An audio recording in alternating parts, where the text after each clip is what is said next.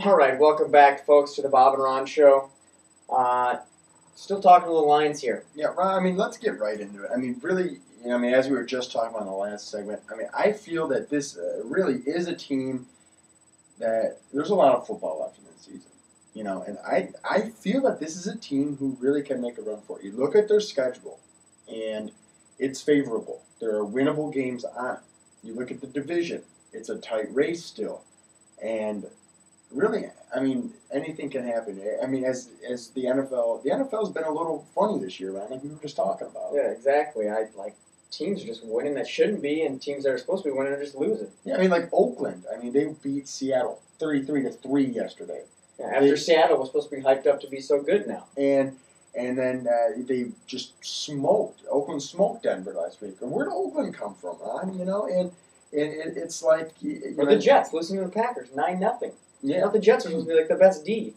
Yeah, and it's been a little awkward this year. Like you look at New Orleans, they lost to Cleveland last week. They were in the Super Bowl last year.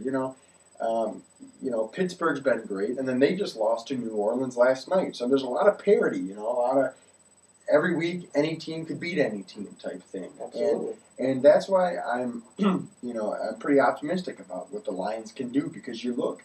They've scored more points than anybody else in the NFC North this year. They have 183 points for. And, the Packers in first place have 176. But the thing is the Chicago only has 126, and they've won 4 games. So, it's not a question of the offense, but you also look at the same point, and the Lions have given up the most points on defense as well. So it's not a question. That they can score the points to win ball games, but they got to tighten up a little bit on defense. But the fact of the matter is that the first place team in this division is 5-3, and our Lions are 2-5. So it's not like you got a 7-0 team and an 0-7 team. This is a little bit of a gap where I think they could make up some ground. I'll tell you what, it's not just the defense. I wouldn't even say the defense is playing pretty good ball. It's if they stop making these mistakes on the penalties, they get the penalties shaped up, we're better off. And we've been close in almost every game we've played this year. And if we stay close, that we have to be a pretty good team to stay close with all these teams we've been playing. Yeah. So I think if we just stop with the stupid penalties and the defense, like you said, tightens up a bit, we do have a chance to come back and win this division. Yeah, Ron, you look at the schedule. We got the Jets next week, who just lost to the Packers 9-0. After we outplayed the Packers when we played them earlier in the season. To me, that's a winnable game. You look at the following week, we have a game at Buffalo. Yeah, it is on the road, but it's versus a very weak Buffalo team. You got a game 3 weeks from now at Dallas. Dallas has only won 1 game all year. John Kitna, as all you Detroit fans know about, is their starting quarterback. He threw 4 interceptions last week. Dallas is not playing good ball. That's a winnable game. You still got games versus, like we said, all 3 division opponents at home. And you got a game at Tampa. That's winnable. Okay, so that's 1, 2, 3, 4, 5, 6, 7 winnable games. I'm not going to say they're going to win all of them, but there's a shot that they go 9-7.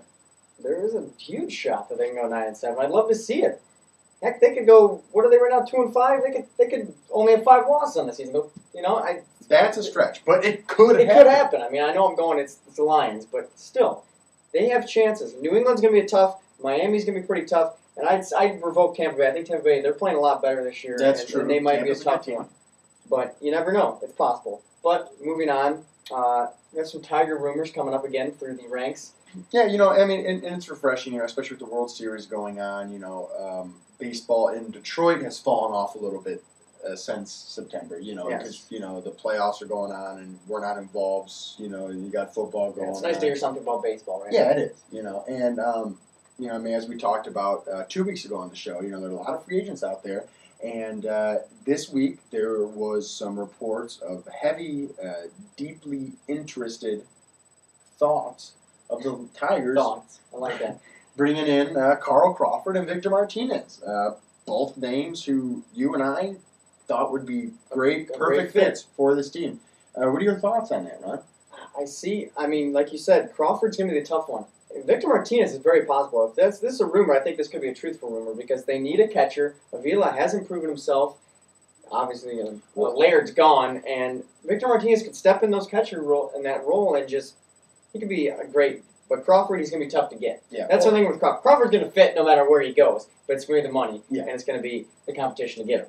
Now, yeah, also, but another thing I heard is Victor Martinez wants a long-term deal. He's talking 4 or 5 years. Bring him to Detroit for 12 years. I don't care. Bring the guy in. 12 years, Ron? I love him. Oh. He's consistently been a great hitter. I mean, his defense isn't that good, but the thing is, but Leland was a catcher. He can help him. He can guide him. Well, Ron, that's very bold. The past few weeks, you've really come out with some bold statements here. Did Texas not make it? Did San Francisco not make it? No, I'm saying. I'm telling you. Maybe they'll bring him here for 12. I mean, it's not going to be 12, but I mean, I'll take a long term. A Rick DiPietro style I'll give contract. 6 years. 6 years, let's give it to him. 6? I don't see why. Why not? If he wants, let's give it to him. Well, I'm saying, Ron. He's a proven player in the MLB. The only thing I'm saying, Ron, is that he's an all-star. Okay, Ron, let me finish. No, he's an all-star. The past few seasons, he hasn't been able to stay healthy for 162 games. Okay. Avila, he can help. Oh, okay. Bring him here. I'm just saying. Bring him here for 6. Okay, we'll mark me down. I'll take Martinez for 6, please. All right, moving on into more baseball. We have the World Series last night. The Texas Rangers lost again. Down 3 to. What was the score of that game? I can't even remember. I don't even know. I think it was 4-0. To be honest with you. Ron, all I know is that this team they're down and out. Okay, they are down 3-1 in the World Series. They got one more game here in Texas. Back up against the wall. One more game in Texas tonight, fans. Game time at 7:57. Another one of those extremely odd first pitch starts. And I have to say, I mean, Ron, this is do or die. A lot of people have been talking about Cliff Lee coming back to Texas next year. And the thing is this could be kind of like an audition for him. You got a guy who has a chance to really bring it home.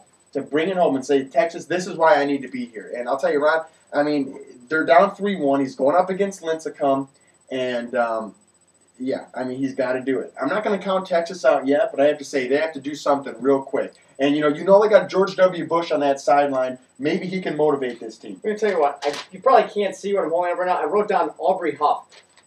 Ron, what is this guy? This guy makes me so mad. He comes to the Tigers 2 years ago. You wrote down Huff. You did not write down Aubrey. Okay, Huff. I wrote down Huff. It doesn't matter. Okay, what happened to this guy? He played for the Tigers, 2 years ago? Does nothing. He got one lonely home run to get us into the playoffs. Ron, that was actually 1 year ago. 1 year. Whatever, doesn't even matter. You know why?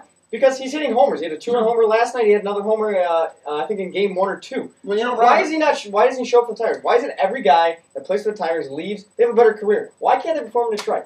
I don't know, Ron. All I know is that he has a girl's name. His name's Aubrey. Okay, but I'll tell you, the guy he's I don't know. He's one of those role players that just comes in and boom. I mean, Renteria's not having a bad series. I don't know what the heck is that? It just makes me mad. Like all these former Tigers, they always do great. Why can't they do good in Detroit? What do they just know they're going to lose? Come in with a positive attitude or something. I don't know what it is, but it just makes me mad. Well, it makes me mad to be a Detroit fan. It makes me hate Aubrey Huff even more and Edgar Renteria. Because they didn't do that in Detroit. Well, I already did hate Edgar Renteria just because it was a horrible trade getting rid of Jair Jurgens for that bum. But all I have to say is, Ron, Aubrey Huff, I hate him too. But the thing is coming into next year, you're going to have a new face of this Detroit franchise, as we already talked about. You got all these old contracts just going away. You got Magny Ordonez off the team. Bondo's not coming back. I mean, Laird's gone. And, Ron, this could be maybe a rebirth, a renaissance in the D. Wow, a renaissance. Yeah. That's crazy. Yeah, I mean, Crawford could be Da Vinci. He could. I mean, yeah. Victor Martinez could be Beethoven. It could be anything. Ron, I love it. I love it, Ron. Well, I know you love it, but let's just move on. I'm just mad at Huff and Rich Rians. Rich is so mad. I hate Huff. Yeah, don't forget the game tonight, and we're going to move on. Some interesting stuff here in the NFL. Randy Moss has been released by the Minnesota Vikings after a pretty nasty press conference. Bob, can you fill us in a little bit of what he did at this press conference? Well, okay, as you know, he hasn't really done much upon his arrival. As excited as we were about it, he hasn't really performed up to par. But I have to say, it's really weird that Minnesota would release him after trading to get him. I think they traded a 4th round or 3rd round draft pick to get him. But, that's just really weird, But the thing is he had that press conference yesterday, and he basically said, the NFL fined me because I did not want to talk to the media. And then he had the cojones to say that I don't care about that. I'm not going to talk to the media for the rest of the season. If I'm going to do interviews, I'm going to conduct those interviews. I'm going to be asking the questions, and I'm going to be answering the questions. I mean, what the hell? I mean, who the hell is going to want to watch an interview with a guy interviewing himself? Hey, like Moss, what'd you think of that one pass? Yeah, it was a great pass, man. Like, the guy's going to be talking to himself. That's horrible. It kind of reminds me a little of a Dylan press conference that he has, those conferences he had about his music and just making fun of everybody. Slightly, but Ron, I mean, Dylan yeah, he's not Moss, asking his own questions. That's a little different. You're right. I mean, that's like comparing apples and oranges. And he talked a little bit about the Patriots as well. Yeah, he revered them. He called Belichick one of the best coaches, or the best coach in NFL history, and he said that he missed the hell out of every helmet in that locker room. Went on to ramble off the names of all the captains on the team, and just said that he misses playing there. He loves them, and I mean, it's kind of an odd press conference, and kind of in a way saying that he didn't want to be in Minnesota, and now he's gone. So, I mean, the rumors are, I've heard we've already got City. 3 teams in this. I've heard Seattle, and I've heard Miami. Ron, what do you think the best fit is? Detroit Lions. Ron, it's not a good fit. How can anyone who gets 8-4 or 8-1, whatever number he picks, he can't go 8-1. He can go 8-4. Is there an 8-4? There is an 8-4, isn't there? I don't know. Yeah, pedigree. Yeah, so he's going to have to pick something. Ron, okay. How anyone that gets Randy Moss on your team, it's going to be an addition. Fans, please write on the boards to Ron that it's not a good idea to bring Moss to church. Ron, you know that I'm a huge Randy Moss fan. But all I have to say is the guy's going to want a lot of money. He's going to be a distraction. For the rest, he's going to get paid. He's going to be a distraction. He's going to get paid for what? 8 more games? Well, I suppose you want to bring Terrell Owens and Chad Ochocinco. No. And then you might as well bring Deion Sanders out of retirement. They're not available. And then we can have a damn circus in Allen Park. Well, it's been a circus for the past 4 years, hasn't it? Why not make it a 5th? He has a chance to prove himself. Because this franchise, give the guy a chance. Ron, the franchise is finally going in the right direction, and I don't want to see us take another step back with another bonehead signing. We're going to sign him for 8 games. Or how many games are left in the season? We don't need him. He fills in. We don't need him. Are you kidding me? This guy he played amazing in Marshall. He played amazing in Minnesota. He did terrible in Oakland, let's face it. Did. But come on, New England, he was pretty good. He broke the record with Brady that year. Think of the Brady or the Stafford-Moss connection that could happen. I mean, you do have Calvin, don't forget about him. But those 2 main receivers, we have a potent offensive game if you keep that up. We already do have a potent offensive game. More potent. Caliente potent. Oh, I like it. But anyways, let's go on. We'll go on to the fantastic finish, folks. Monday Night Football, Houston is playing Indy. Yeah, I really wish we'd have people getting off the set here. We've had a lot of noise interference here in the second half of the show. But all I have to say is Houston, Indy. I like Houston, Ron. I like Indy. Why? Peyton Manning. You can never go against Peyton Matt Schaub, Andre Johnson. You got the young Arian Foster and a surprisingly stout defense out of the Houston Texans. Clark Manning, Adai. Actually, Dallas Clark got put on injured reserve this week. Oh, wow. He's out for the season. And Adai is doubtful for tonight. I doubt he'll be playing. Well, you know what? I'm still going to Indianapolis because it's Peyton Manning. All right. Well, Ron, what else you got for me to finish? That's about it, I think. So we had the fantastic finish of 1. We did. It was fantastic. You got something coming up? How about something great for the fans to watch this weekend or this week? Not weekend. I gotta say, hopefully it doesn't get blacked out. You got Lions versus the Jets. You got Mark Sanchez, Matt Stafford. Okay, the number 1 pick versus the number 4 pick was it?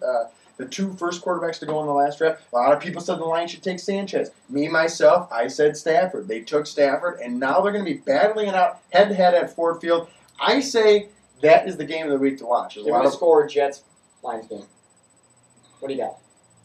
You got 30 seconds. Let's go. You going to take all 30 seconds, too? I got 34-13. Lions win in a blowout. Wow, that's pretty bold. Well, that's all we got for this week, folks. Thanks for listening, and don't forget to tune in next Monday, and we'll talk some more sports. All right, fans, have a good one, and we'll see you next Monday.